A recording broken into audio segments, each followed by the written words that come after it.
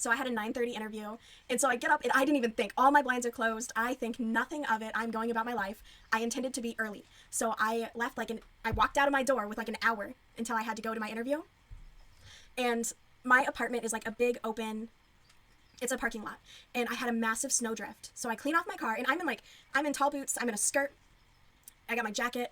But overall, I'm like ready to go for an interview, right? Like hair is nice.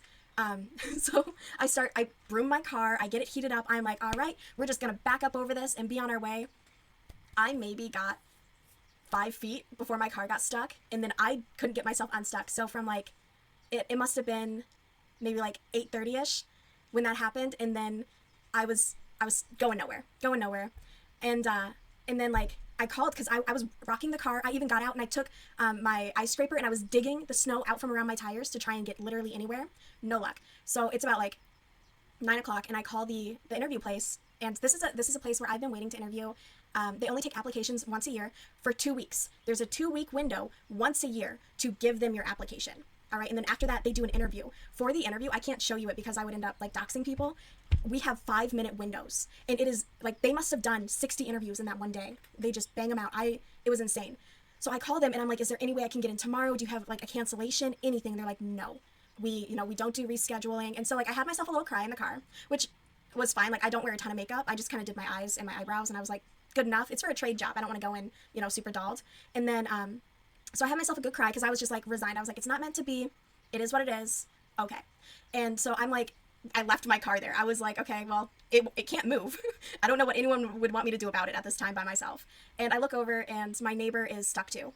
And I'm like, all right, well, I'm not doing anything else. Like, let's go. And so I trudge over. And at this point, like my hair is kind of wet. I'm probably a bit sweaty. And we start pushing, and then some other guy from the apartments, he comes out, and we get her out. And funny enough, like we get her out of the parking lot, and there's like an electric arm that comes down for security. She stops right after, and so she didn't get over the curb to get like onto the road that's been plowed. And we're like, no, why'd you stop? So we push her again, and she was really stuck that time. So then 2 other dudes from further down come out and help. And so we get her out, and then I'm like, hey, there's like 4 of us. Would y'all mind like doing my car? And 2 of the guys, they were like, hey, we're working up the street, like we'll come back for you, but I can't help right now. And then the other guy who came down, he's like, hey, I'm gonna run up and get my gloves. So the gal leaves, and then I start walking back to my car, and I turn and she's like coming back, and I'm like, oh, holy shit. So she went and she parked her car, and she's coming back to help me get out. And so we wait, and like the guy comes down, and so they push me out basically, which I kind of hate. I hate sitting in my car while other people are pushing, where I'm just like, can I not? It feels very useless. But we finally get me out because we have to get my car backed up and then to drive, and then I basically like got my tires in with what's already been driven through, and I just followed that, and I was able to get out in one fell swoop. I made it to that interview. Not only like I made it at like 9:36, my interview was at 9:34, and I will be so honest, I was a reckless driver. I was very inconsiderate, and I maybe like had a couple like, ooh, that could have gone really bad moments.